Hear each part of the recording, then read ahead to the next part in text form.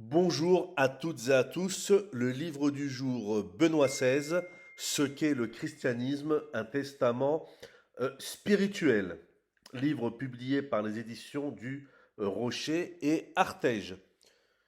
Alors il ne faut pas se méprendre sous ce sous-titre de testament spirituel, qui est plutôt une approche commerciale et publicitaire. Il ne faut pas voir ce livre comme un écrit dicté par la sagesse de l'esprit et le cœur d'un père, par un homme qui se retourne sur sa vie intellectuelle. Il s'agit de textes qui ont été rassemblés est classé en 6 chapitres.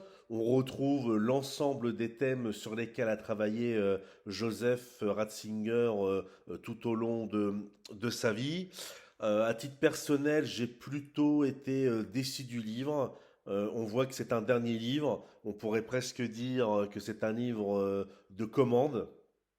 Euh, pour ceux qui ont étudié des ouvrages précédemment écrits par Cardinal Ratzinger ou Benoît XVI, je pense qu'ils seront déçus. Il y a des livres bien plus intéressants comme Voici quel est notre Dieu, par exemple, ou La foi chrétienne d'hier et d'aujourd'hui.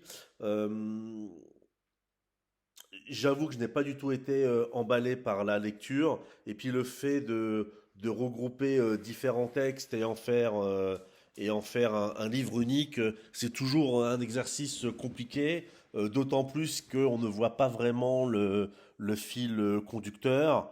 Il y a toujours cette absence de critique réelle et sérieuse sur le deuxième concile Vatican II.